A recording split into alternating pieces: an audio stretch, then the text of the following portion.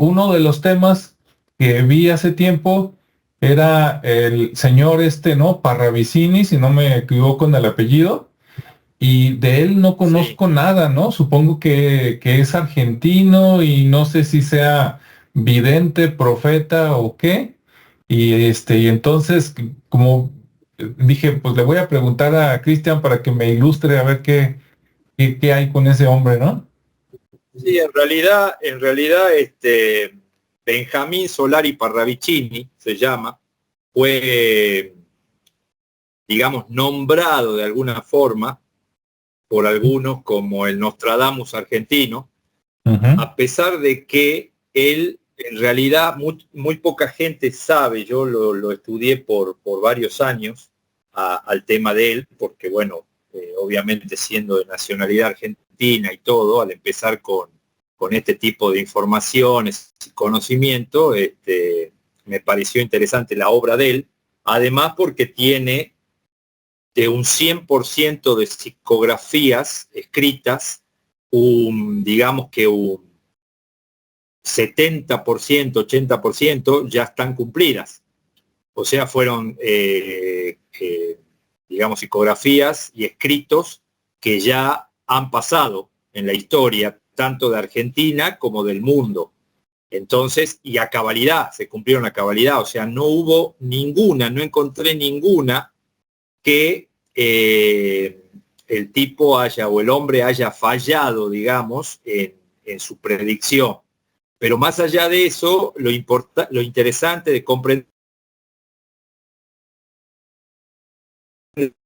es que no son predicciones de él. O sea, la gente se cree o es profeta. Y hablaba mucho en una revista de los años 60 que era muy conocido en el ámbito de los ovnis, digamos, Ajá. y él era amigo, además era amigo íntimo de Parravicini, y él participaba mucho con muchas cartas que escribía para la revista, aparte de las psicografías que hacía. Y él, bueno, ahí cuenta en la revista y en unas cartas que también hay que le escribía a un amigo que es uno de los que, yo no sé si está con vida todavía, de origen alemán, que es depositario de parte de sus trabajos, o sea, Parravicini le dejó parte de su trabajo, de su psicografía, la dividió entre varios depositarios, no le dio todo a uno.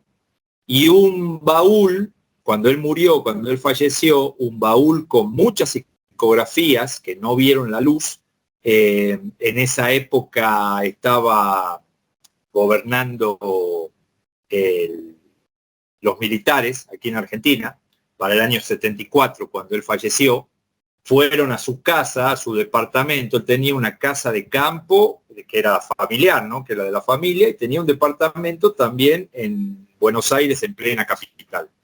Fueron a su departamento en plena capital y se llevaron toda esa documentación, todo ese baúl completo. Y cuando lo estaban haciendo, su amigo Pedro Romaniuk, que además fue un discípulo de él, ex piloto, y bueno, que escribió varios libros también sobre el tema profético, quiso impedir, digamos, que se lleven esa información. Y bueno, y los militares le dijeron que ellos tenían órdenes y que cualquier cosa hiciera el reclamo pertinente con las autoridades pertinentes. Obviamente, ese baúl nunca más se logró recuperar, fue a parar a manos de ellos y quién sabe en manos de quién estará, pero nunca más se logró recuperar. No obstante eso, Parravicini, de lo que se conoce, escribió más de 1000 psicografías. Pero lo importante es lo que él comenta a la revista y en sus Ujú. cartas a su amigo alemán, Sigurd, que él siempre comentó y lo dijo bien claro, que él no era intérprete de eso que escribía, él no lo sabía interpretar. Solamente él le hablaban telepáticamente, estando totalmente consciente. Por eso hay otras informaciones que dice que él entraba en trance y demás, que son ficticias, porque él mismo de su propia boca lo dice. Él totalmente consciente recibía mensajes telepáticos, y de esto da fe su amigo Fabio Serpa, que varias veces, en varias ocasiones, estuvo en la casa de Parravicini, y él le decía, disculpame unos minutos, y se iba unos metros más allá donde tenía un escritorio, se sentaba en el escritorio, estaban tomándose un vermú con este amigo, y él lo veía en el escritorio y estaba totalmente normal, y de repente escribía, escribía lo que le dictaban. El dibujo, él menciona también que él ponía la mano, agarraba la lapicera o virome o pluma, o como se llame, y la escritura le movían, los trazos eran movidos automáticamente, su mano era movida automáticamente para hacer los trazos. O sea que ni siquiera los dibujos eran de él. Y él tenía una serie de, de guías espirituales, como él lo llamaba, que estaban en otra dimensión, seres aparentemente por los frutos que dejó de luz, que lo contactaban, pero el más importante, y que convivía prácticamente todos los días con él, y charlaban en largas horas, porque tenían conversaciones privadas muy, muy largas, era Fray de Aragón. Este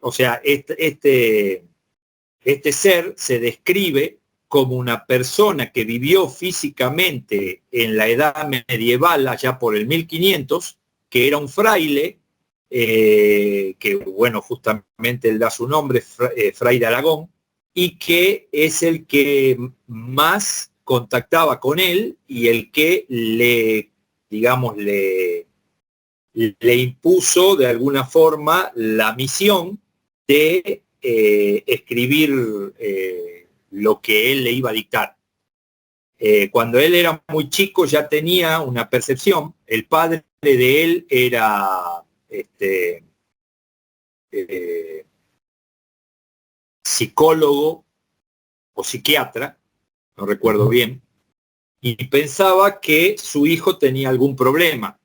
Justamente hay una pequeña reseña que te voy a leer que menciona esto, la preocupación del padre.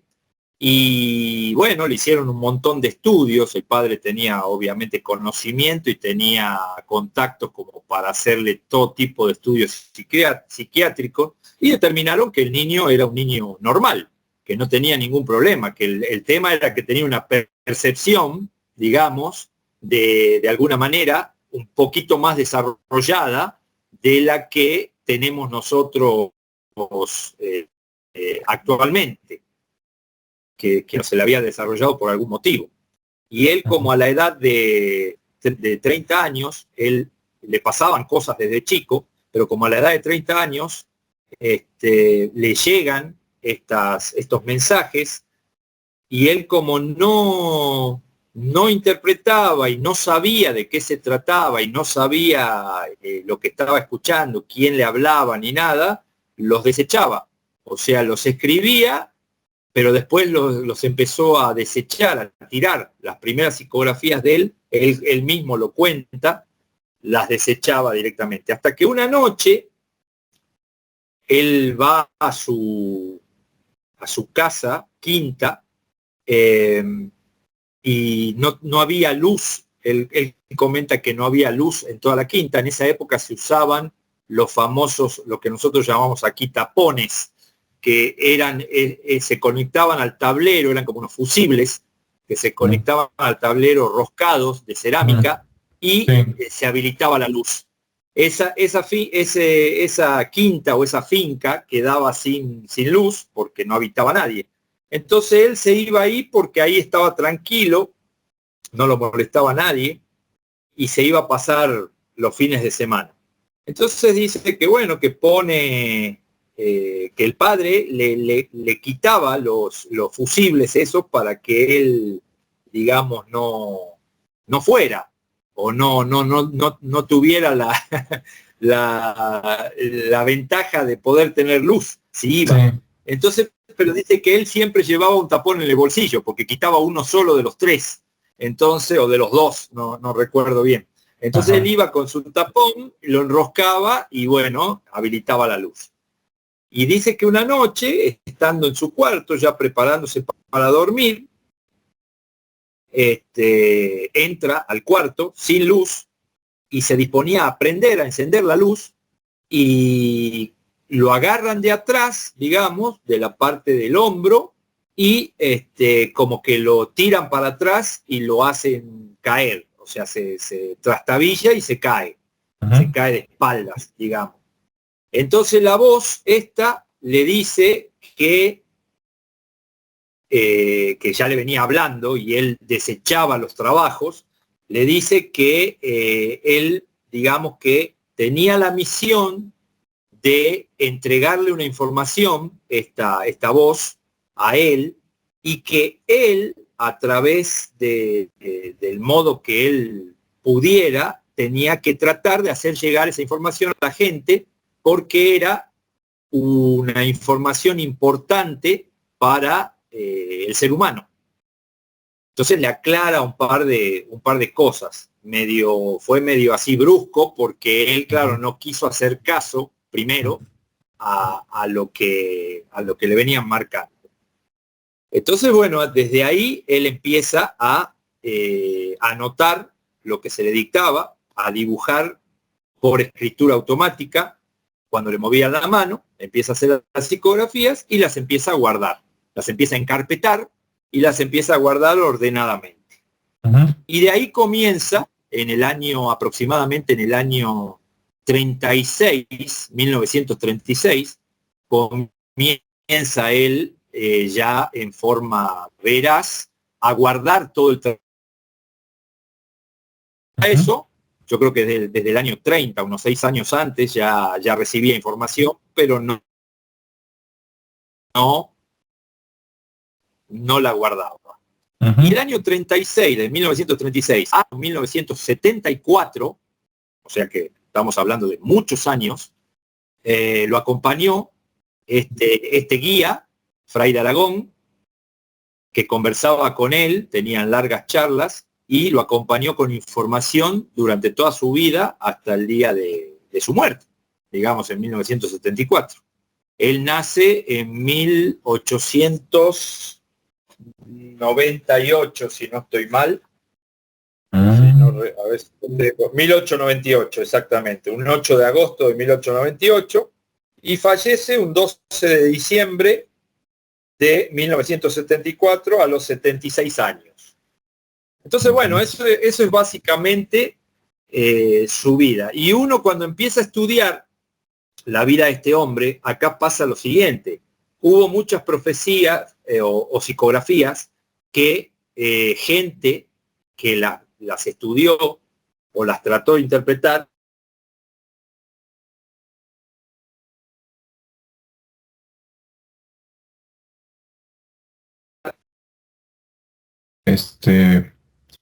decían que no se cumplieron, las ya cumplidas, digamos.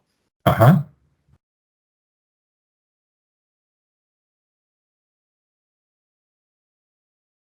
Hola, hola. Sí, se cortó Ya. por un momento. Sí, por un momento. Te escuché que hasta donde había unas personas que decían que no es cierto que se habían cumplido, hasta ahí te escuché.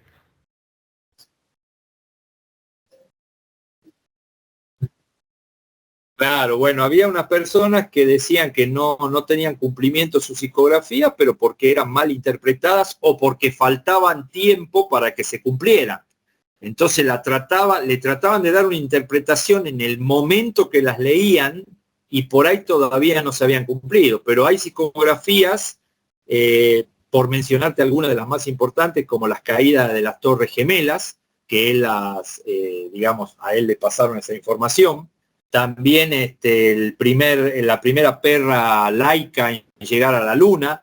Estamos hablando que todas estas psicografías eran unos 20 o 30 años antes de que sucedieran los acontecimientos. O sea, mucho tiempo antes. la guerra de Cuba, Fidel Castro, antes de que, cuando Fidel Castro todavía debía ser un niño, él ya pronosticaba, lo nombraba como cabeza de barba, que encenderá las Antillas. El monumento será atacado 2 veces en el tema de las Torres Gemelas en Nueva York. La perra laica en el espacio, la primera mujer astronauta en el espacio, y así cientos de psicografías que en el tiempo, después visto y bien interpretado, tuvieron cumplimiento a cabalidad. Y no se encontró ninguna de las que él dejó, porque acá hay que dividir, digamos, en 2 partes. La parte que se cumplió y la parte que aún no se cumple, que fueron todas las dadas entre el 72, entre el 71, 1971 y 1973, hasta un año antes de su muerte, que hay algunas, como te mencioné, que debe haber escrito incluso en el año 74 antes de fallecer, porque él fallece a finales del 74, internado en una clínica. No fue una muerte no tuvo mucha agonía, digamos, ni sufrió, ni nada por el estilo. Y dejó plasmado todo, digamos, en esa era, o en esa época, o en ese año, dejó plasmado lo que iba a venir a futuro, que es lo que estamos viendo, y algunas cosas todavía las estamos esperando que se cumplan. Pero todo lo del, digamos, lo del 36, lo del 38, la Segunda Guerra Mundial, y todas esas informaciones se cumplieron a cabalidad. O sea, hoy no queda duda, porque si uno las lee y les da la interpretación correcta, es muy evidente, porque aparte no hablaba, no era una simbolociencia, ni hablaba encriptadamente como Nostradamus, ni nada. O sea, él tal cual le dictaban, y eran las psicografías eran muy puntuales y muy entendibles. O sea, habladas con palabras que no había que buscar, digamos, una interpretación demasiado complicada, como en el caso de Nostradamus, que él usaba cuartetas y que dejaba encriptadas las cosas. Aparte, por lo que yo pude ver de Nostradamus, el tipo tenía a pesar de decirse católico y demás, para que no lo persigan, tenía una secta, porque él estaba con un maestro que se llamaba Ulrico de Maguncia, y él era creador de una secta, y tomaba mucha información de Juan de Jerusalén, de las profecías de Juan de Jerusalén del año 1000, Nostradamus en el 1500. Y Nostradamus hacía unos almanaques que los comercializaba al final de cada año. Entonces tenía, digamos, un negocio de alguna forma montado. Parravicini no. Parravicini trabajaba en un banco normal, además era pintor de cuadros, digamos, era artista, y esto lo hacía, como te mencioné, porque se lo había pedido ese guía que le dictaba, y no eran de él, las profecías o las psicografías. Y él siempre lo dijo: yo solamente transcribo y dibujo lo que me dictan a la mente, y los trazos me mueven la mano. O sea, yo no soy capaz de darle interpretación a estas cosas. Es más, había cosas que no las entendía.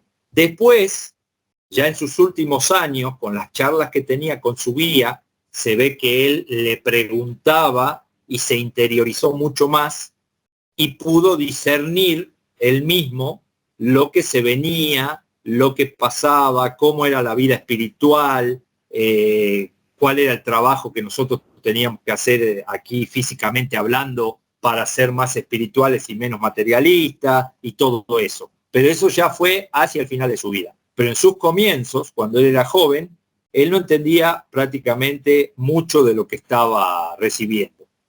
Esa es la verdad, digamos, de Parravicini.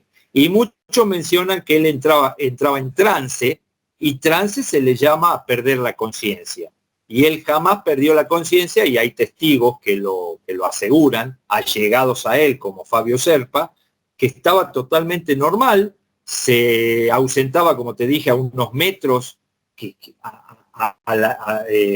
digamos, a la cara de la persona, y se tomaba unos 10 minutos, escribía lo que le dictaban, hacía los trazos y volvía con esta persona a seguir tomando su vermú. O sea que era algo totalmente normal lo que sentía. No entraba en trance ni nada, simplemente se alejaba, obviamente, para prestar atención a lo que se le estaba dictando, porque obviamente una persona no puede estar con otra persona y estar escuchando voces y estar escribiendo mientras está con la otra persona charlando. Es imposible. Entonces, digamos que se alejaba un par de metros como para poder prestar atención a lo que se le comentaba o lo que estaba recibiendo. Básicamente es eso. Y yo le tengo mucho respeto, es una persona muy respetada para mí, y bueno, acá en su tierra, mientras estuvo en vida, no le prestaron la atención debida, hasta que empezaron a sucederse cosas que fueron muy evidentes y que él dejó plasmada muchos años antes. Por ejemplo, él 20 años antes pronosticó, o mejor dicho, le informaron que en una aldea de España se iba a aparecer la Virgen, que fue la aparición de Garabandal 20 años antes de que sucediera. Así, la Virgen se aparecerá en una aldea de España. Y bueno, dice otras cositas más que ahora no recuerdo. Y fue así. O sea, la psicografía, lo que él dejaba plasmado, se cumplía a cabalidad. O sea, no había forma de dudar de lo que él había dejado escrito. O sea, porque uno podría decir, a ver, no, pero esto se le puede dar otra interpretación. No, era un pueblo, San Sebastián era un pueblo, una aldea, justamente, de España, San Sebastián de Garabandal, y justamente él dijo eso, no dijo textualmente San Sebastián de Garabandal, pero dijo una aldea de España, porque así se lo dictaron, y tal cual, 20 años antes. Y así te puedo nombrar cientos de psicografía que fueron cumplidas a cabalidad y que son además muy, como te digo, muy claras. No es que le tengas que dar una interpretación de buscarle el sentido.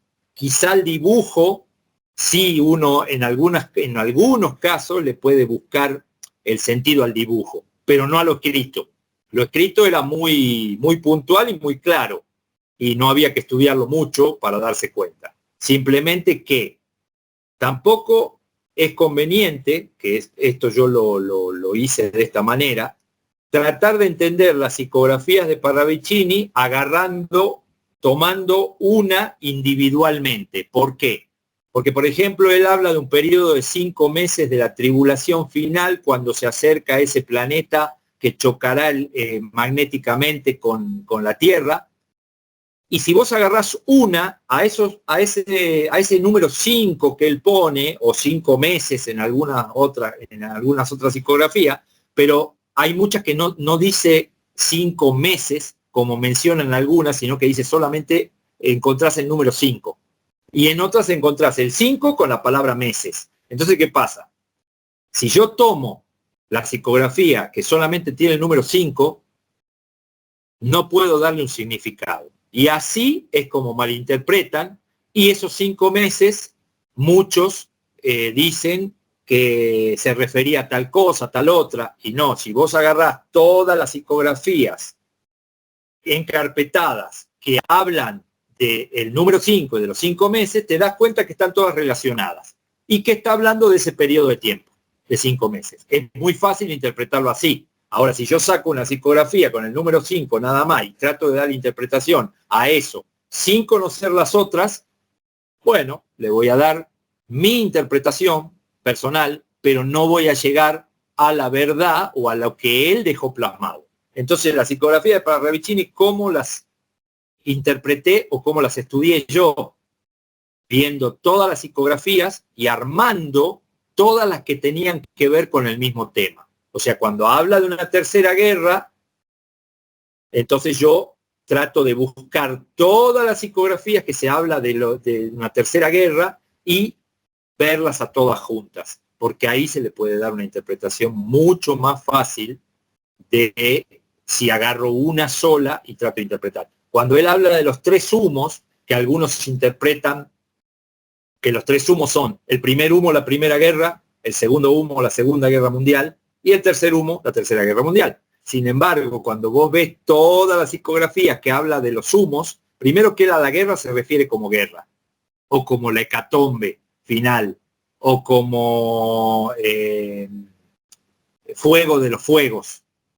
Nunca se refiere como humos.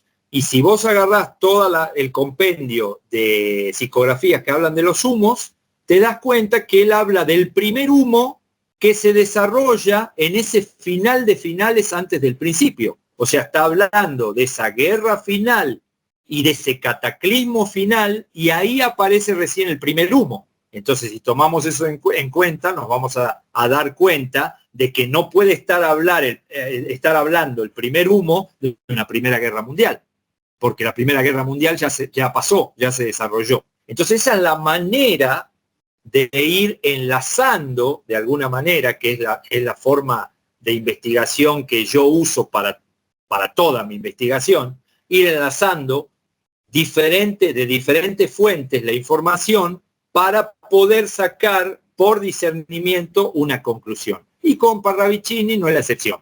Hago lo mismo.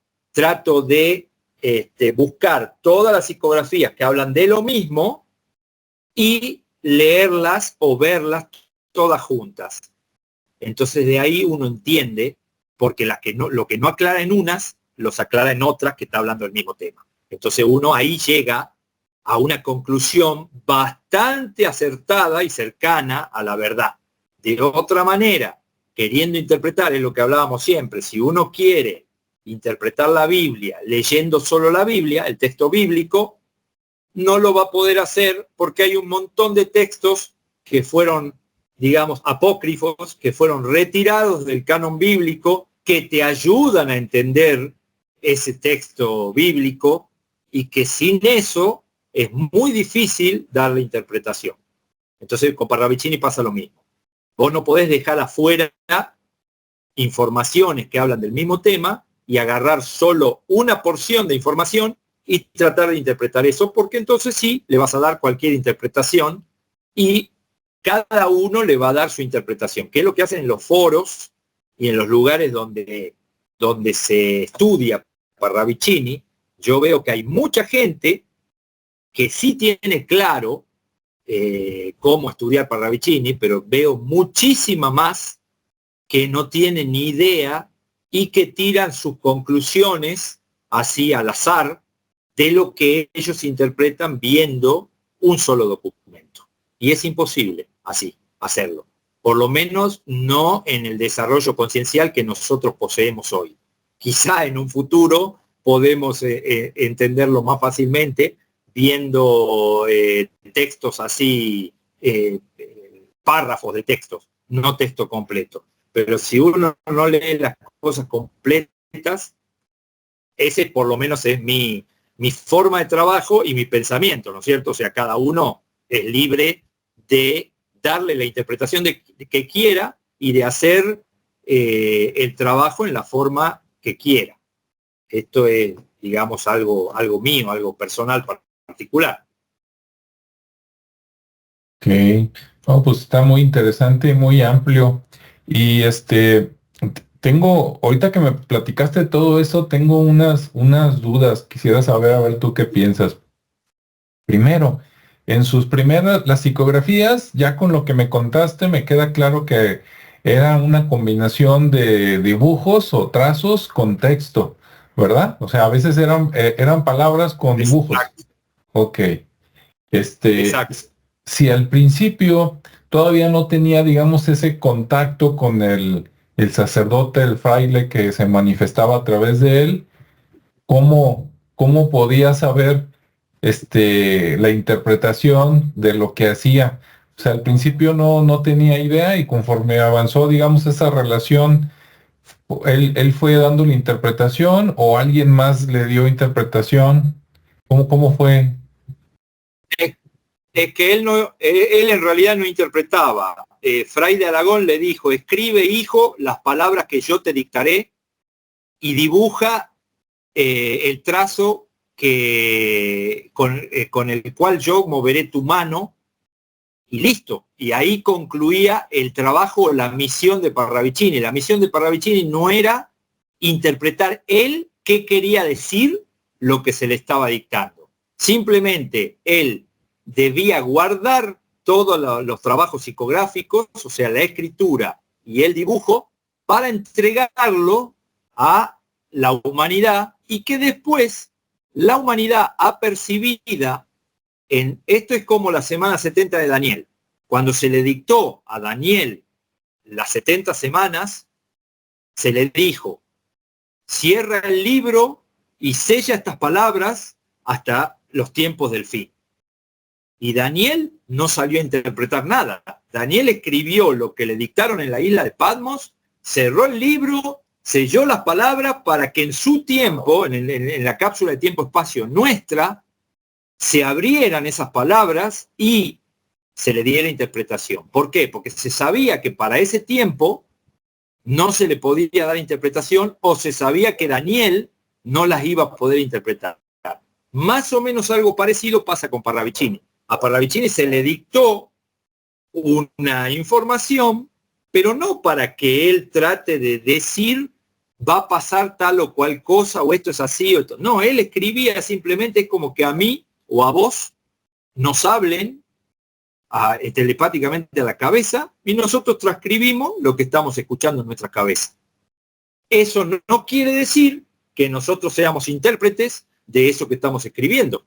No somos los autores, primero y principal, y tampoco somos, como no somos los autores, no somos los intérpretes, tampoco. Entonces, que después con el paso del tiempo, porque fueron muchos años de escribir, haya entendido por dónde iba la cosa y a dónde nos dirigíamos y qué había que hacer, cómo había que comportarse en actos, pensamientos, emociones, porque eso lo deja claro en unas cartas que él le escribe al amigo de él, está bien, pero ya digamos, más hacia el final de su vida. Pero en principio no entendía muchas de lo que escribía y de la psicografía, no las entendía. Y él mismo lo dijo de su boca. Dice, yo no puedo darle interpretación a esto porque no sé de qué se están hablando. Y cuando él las desechaba porque justamente no comprendía lo que le estaban dictando. No entendía nada. Vos imaginate para el año 30, para los años 30, este tipo de información que recién se plasma, digamos, de los 60 para adelante, todas más o menos la psicografía de él, o del 45 para adelante, arrancando de la Segunda Guerra Mundial, él no tenía ni idea. Por ejemplo, si a él le decían que una psicografía que la escribe en el año 40, si no estoy mal, que las Torres Gemelas iban a ser atacadas, el monumento de Nueva York será atacado 2 veces, todavía no estaban ni construidas las Torres Gemelas. Entonces, ¿qué interpretación le podés dar vos a eso? Si todavía en el tiempo, en la cápsula de tiempo-espacio, eso no pasó, esas torres no existían, y él en el dibujo psicográfico, ¿qué pasa? ¿Por qué se le atribuye que son las Torres Gemelas? Porque él dibuja 2 edificios altos, juntos. O sea que no queda duda que está hablando, y es fue un monumento simbólico de los Estados Unidos, el World Trade Center, digamos. Era un monumento a lo que es la Babilonia moderna, digamos. Ellos estaban orgullosos, o sea, los estadounidenses estaban orgullosos de esos 2 monumentos. Entonces, por eso él menciona el monumento será atacado 2 veces, pero porque se lo dictan. Él no sabía a qué se estaban refiriendo, qué monumento, si no existía. En Nueva York sí, pero no existía. Ahí no había nada. Uh-huh. Creo que ahí lo único que existía era el Empire State para el momento, pero ahí estaba solo. No había un edificio al lado del otro. Entonces eso ocurrió después. Por eso es que él, digamos que lo que recibe siempre era con mucha antelación, era con mucha antelación. Acá él nunca recibió, por lo que yo pude indagar, nunca recibió información que se cumpliera a los meses o a los pocos años. Siempre tenían 20 años, 30, no sé, 15 años al futuro, hacia el futuro, para darle cumplimiento a eso que él escribía. Entonces, obviamente, era muy difícil ubicarlo, digamos, a esa información. Y su guía tampoco le explicaba demasiado, pienso yo, esta es mi interpretación, porque no era el trabajo de él interpretar, y porque había muchas cosas que no las iba a entender. Vos imaginate que si yo te menciono a vos que dentro de 20 años va a pasar algo, pero vos no estás en conocimiento de que donde va a pasar eso hay unos edificios que todavía no existen, te tengo que explicar, tengo que perder un montón de tiempo explicándote que ahí se van a construir unos edificios y que va a pasar tal cosa porque tal otra, porque entonces eso no se hacía. O sea, este guía le decía, tú escribe, así como se le dijo a Daniel, tú escribe lo que yo te dicto, te muevo la mano, hacemos el trazo y guardá la psicografía, para que en un futuro esas psicografías sean entregadas, abiertas al público, y el público que esté apercibido para estos tiempos pueda entender de qué se está hablando, porque hoy mismo te dicen, hay un planeta que se acerca para el final de era y que va a venir y va a colisionar magnéticamente y va a cambiar el eje terráqueo, va a producir un cambio de polos. Bueno, hay mucha gente que entiende de qué se está hablando, comprende y hace el trabajo en base a ese conocimiento que está adquiriendo. Y hay otros que siguen su vida normal y los sorprende el evento porque o no se quieren enterar, o no están apercibidos, o no es su momento de entender. O sea, todos no estamos con el mismo desarrollo conciencial. Todos lo podemos adquirir, porque todos tenemos la misma capacidad. Nadie es más inteligente que el otro. Pero ¿qué pasa? Para desarrollar eso hay que trabajar con eso, hay que trabajar en el conocimiento. O sea, vos te dedicas a la investigación y conoces un montón de cosas porque investigás. Entonces, si no estás en ese camino investigativo, ¿qué va a pasar? No vas a entender nada. O sea, hay las cosas, vos vas a concentrarte en el día a día tuyo, en trabajar, en hacer dinero, en la vida que estás llevando en ese momento, en los vicios si los tenés, y punto, te vas a concentrar ahí. Y si te vienen a hablar de una cosa que va a pasar al futuro, vas a decir, este está loco, directamente, y listo. Pero para la gente que sigue este camino y va informándose, todo está enlazado, toda información está enlazada con otra, aunque parezca que no. Entonces, una cosa te va llevando a la otra. Y cuanto más conocimiento investigativo adquirís, sin necesidad de ser un vidente, sin necesidad de ser un profeta, vas armando el rompecabezas y vas entendiendo lo que va a pasar. Porque esto se dijo mucho. El que conoce el pasado sabe armar el futuro. ¿Por qué? Porque son cosas, muchas de las cosas son cíclicas y se repiten. Entonces, si vos conocés la historia pasada y conocés la actual, podés enlazar y podés determinar hacia futuro qué es lo que va a pasar. Y eso no quiere decir que vos seas vidente o seas profeta. Simplemente estás haciendo un trabajo de razonamiento, estás aplicando un discernimiento, estás aplicando una intuición, que es lo que la gente hoy está tan desconectada y usa su cerebro craneal y no usa el otro cerebro intuitivo conectado con ese cerebro craneal, que te ayuda un montón a saber si lo que estás viendo, interpretando o, digamos, proyectando a futuro, realmente va a ser así o no. O sea, el corazón te marca. A mí me pasó muchas veces de hace años atrás decir, va a pasar tal cosa, y no porque yo lo haya visto o porque sea profeta, sino porque hago enlaces, y mi intuición me dice que eso se va a desarrollar de esa manera. Y después se plasmó, entonces me demuestra que mi intuición me sirve bien. Entonces, si mi intuición me sirve bien, la sigo usando. Y muchos pueden decir, no, pero no te podés guiar, no me interesa lo que digan los demás. O sea, yo sigo mi lineamiento porque a mí me resultó, y si yo, ¿por qué lo voy a cambiar?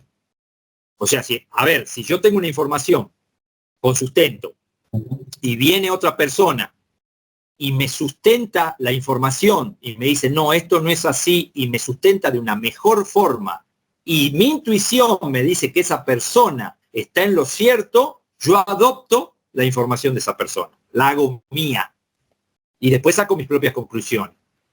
No, o sea, estoy abierto, o sea, yo no es que me cierro y digo, no, lo que digo yo es lo que no, yo estoy abierto en la medida, ¿no?, es mejor que la idea que tengo yo desarrollada. Entonces ahí sí yo la tomo. Pero si a mí vienen y un negacionista, llamémosle, me dice, no, el planeta no se va a acercar y no va a haber un cambio de polo. Y vos le preguntás por qué y no te sustentan por qué. Te dicen, simplemente niegan. ¿Por qué? Porque tienen temor. Entonces el temor provoca, lo primero que provocan en la reacción humana es la negación. Entonces yo de esa persona no me puedo, digamos, apoyar para decir, sí, él tiene razón y yo no. Okay. Ahí estamos de nuevo. Sí, pero lo bueno que son como 3, 4 segundos y Sí, volvemos, y pero vuelve. sí, no, de acuerdo contigo de que pues nadie puede decir, pues esta es la verdad, pero si tú ves que te va funcionando, ¿verdad? Para vivir tu vida, prepararte al futuro, adelante. Ahora, si el trabajo, digamos, de Parravicini era escribir y divulgar, a él le dijeron también, como la otra persona que comentabas, que lo guardara hasta tal fecha. Que te escucho. Sí, a él le dijeron también que guardara las psicografías y que las diera a conocer después, o conforme las iba escribiendo, las iba mostrando.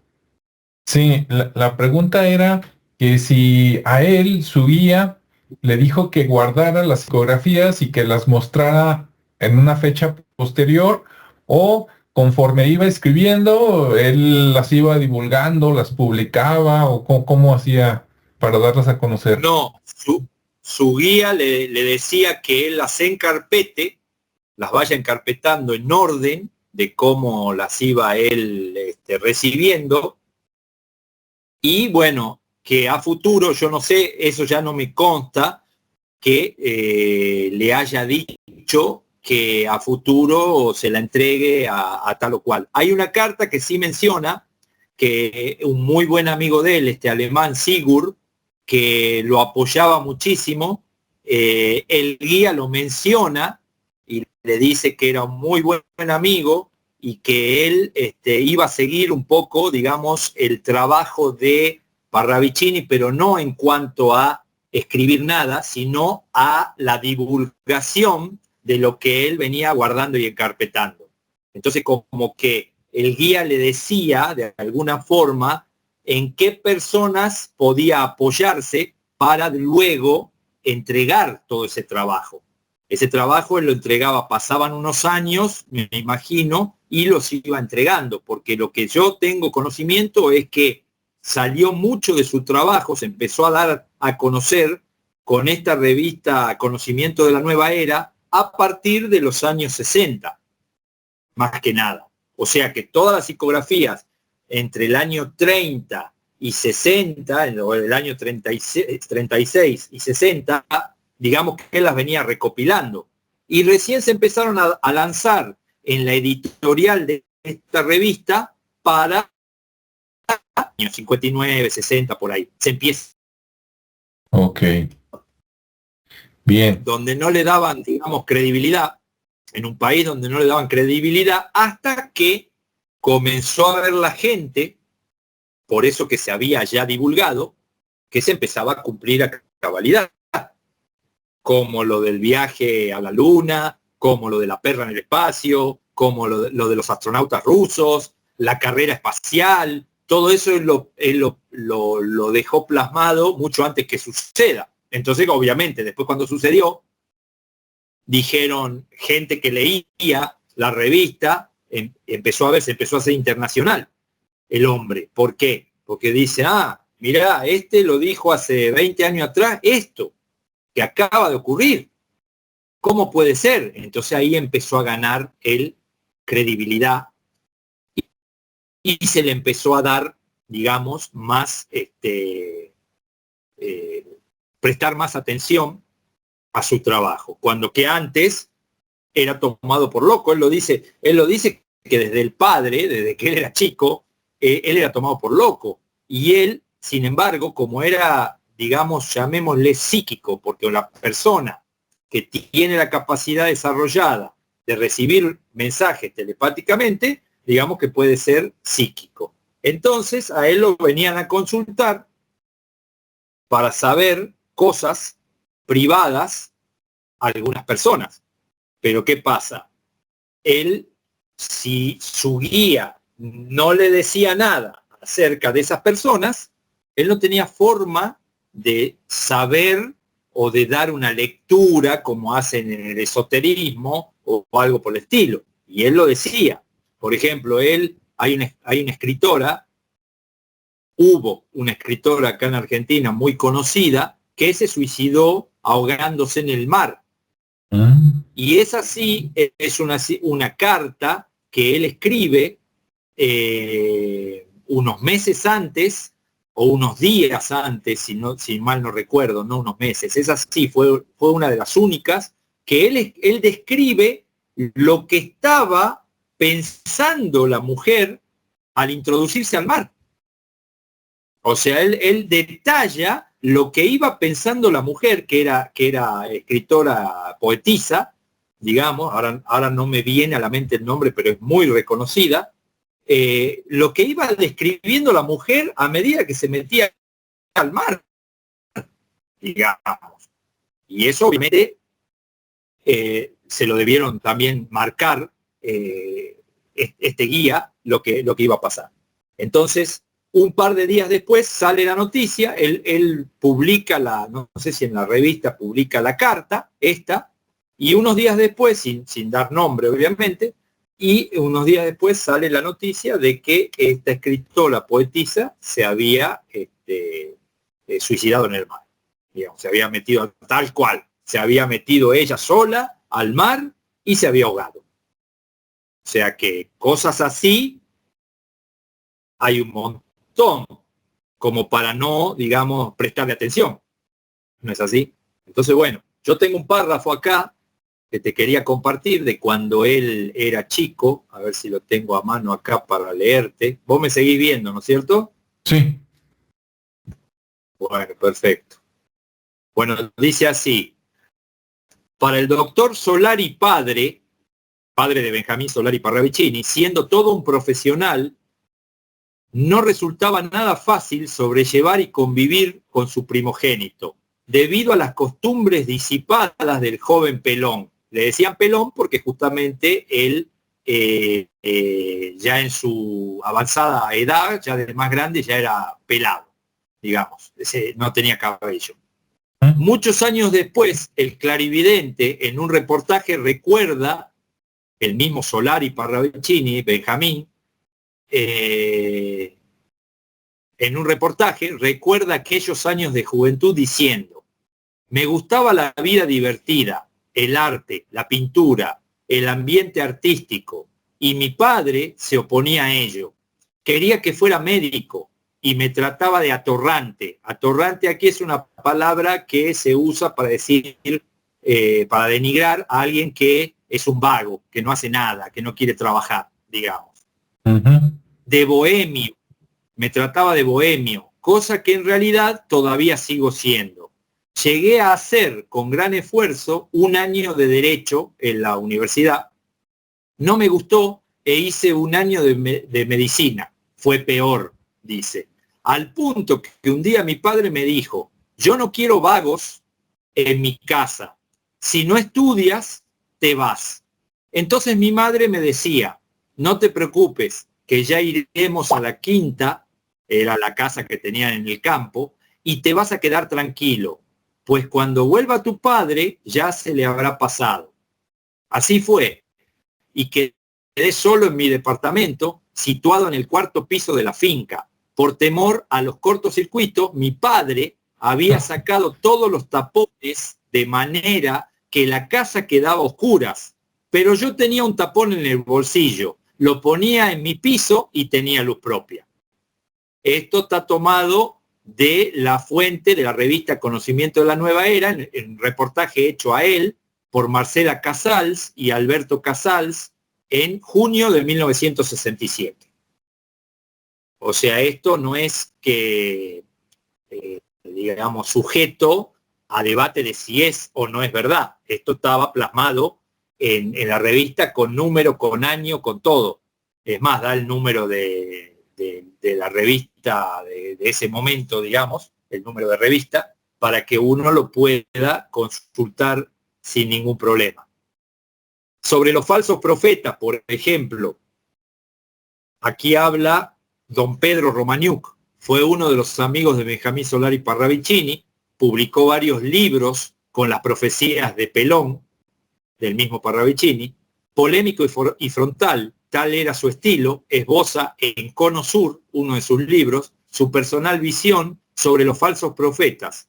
A continuación, un fragmento de puño y letra para que el lector juzgue mejor. Este era un discípulo de él y lo acompañó hasta el día de su muerte. Los falsos profetas de hoy, tal como nos anticipaba la Biblia, crean leyendas y urden mentiras, porque del error se nutre la maldad, proponiendo ideas y métodos pseudo espirituales a la humanidad, necesitada de justicia, equilibrio y verdad, provocando tremendas confusiones en las mentes y corazones de la sociedad, pues los intereses en juego afectan y atraen tanto a ricos como a pobres, a débiles como a poderosos, a seres anónimos como a figuras populares. El poder que puede lograrse mediante el manejo organizado de las grandes masas, sea ideológicamente o a través de señuelos espirituales, es incalculable. Esto lo decía su discípulo, Romaniuk. Y cuánta verdad que hay en eso, ¿no es cierto? Sí, sí, porque normalmente estas personas que tienen, digamos, esas habilidades o esos dones, luego les llegan clientes, ¿cómo digamos? O sea, como gente mala, ¿no? Políticos, delincuentes, porque también quieren conocer el futuro de cómo les va a ir. Exactamente. Él Exactamente así es. no corrió ese Y ellos peligro. empiezan, y ellos además, ¿quién? Parravicini. O sea, no estuvo con ese peligro de que le llegara, digamos, la No corrió mafia el y... peligro. Yo calculo que sí lo consultaban porque justamente a su nieta, es su nieta espiritual en realidad, porque él no estuvo casado y no tuvo hijos, pero sí él había nombrado, designado una nieta que era muy amiga de la familia, como su nieta espiritual, que desde chica iba a la casa y, bueno, compartían vivencias. Esta persona, con la cual yo me contacté directamente, me decía que a ella misma, sin ser, ya estando fallecido Parravicini, le consultaban como si ella supiera, con el tema este del hombre gris, los políticos de aquí de Argentina, muchos políticos, le consultaban si él era el hombre gris, preguntaban. Y ella le decía, yo no sé quién puede ser el hombre gris, y aparte es apolítico, es una persona apolítica, como ya lo dijo Don Orione, o San Orione, que fue otro sacerdote que vivió contemporáneamente en la época de Parravicini, que era italiano, pero vivió mucho tiempo aquí en Argentina y formó varios cotolengos donde daban de comer a los niños y los vestían, además. Uno incluso está en la provincia de Tucumán, muy cercana a la mía, todavía existe, y otro está en Claypole, en una localidad en Buenos Aires. Y este hombre dijo también, porque mencionó algunas cosas de este personaje que tendría que aparecer, y vendría sin relación con es apolítico y vendría sin relación con todo esto, por lo que yo estuve estudiando de Parravicini cuando habla de este personaje, tendría que ser sin relación con el tema de todo de esta gobernanza mundial que todavía no se dio, digamos, después de eso, porque obviamente si una persona quiere gobernar un país latinoamericano y consolidarse con los demás países de Latinoamérica en un momento que hay un solo gobierno mundial y que hay un control absoluto, no hay que ser muy inteligente para darse cuenta que lo matarían en el acto y sería imposible. O sea, eso solamente puede ser posible después de una guerra, de esta guerra por venir, y después de un cataclismo donde el mundo, en minoridad de humanos, como marca Parravicini, quede en una situación que una persona pueda aparecer, pero sin ser un político que quiere mandar, sino simplemente alguien que quiere guiar y trabajar en conjunto para poder levantar de nuevo, digamos, una población.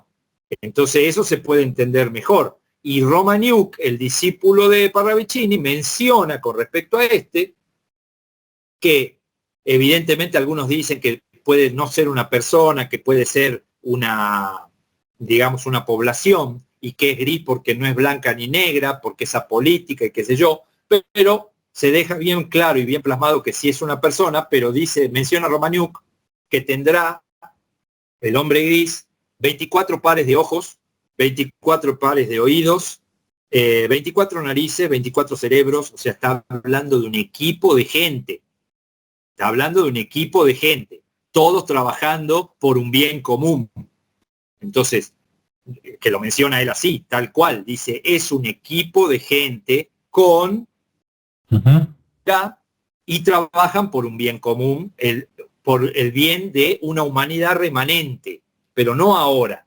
Ahora con lo que está pasando y con toda la locura que hay y lo que está por acontecer, es imposible que una persona cualquiera en el mundo aparezca y quiera gobernar lo ingobernable o quiera aliarse con otras personas que tengan su mismo pensamiento y tratar de hacer algo bueno, porque estamos en el mundo de la maldad. Entonces, en el mundo de la maldad es como un pez que quiere navegar contra la corriente.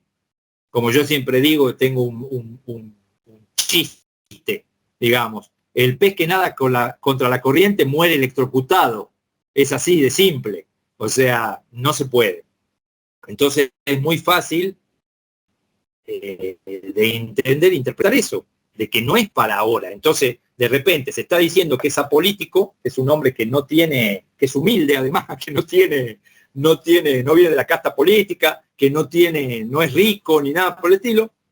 Y los políticos le estaban preguntando a esta nieta de Parravicini, esta nieta espiritual, si ellos eran el hombre gris. Entonces dice, yo tuve que darme de baja de las redes y todo, porque incluso recibió amenazas, porque encima se violentan con ella cuando ella no le da lo que ellos quieren, digamos, de alguna forma. Entonces tuvo que bajarse las redes. Yo la invité para hacer un programa justamente con Salim, para preguntarle algunas cosas más acerca de su abuelo, y me dijo que por ahora ella no quería salir en ninguna red, ni por esto que te estoy comentando, porque no la dejaban ni trabajar en el trabajo que ella tenía, tranquila, con este tema. Así que bueno, es la locura en masa de la gente que quiere saber o quiere hacer su voluntad de alguna forma, porque ¿qué pasa? Quiere saber, pero cuando vos le decís una verdad, no la aceptan, porque ellos tienen otra idea en la cabeza. Entonces, ¿qué quieren? Quieren hacer su voluntad. Y cuando no les sale las cosas como ellos quieren, molestan.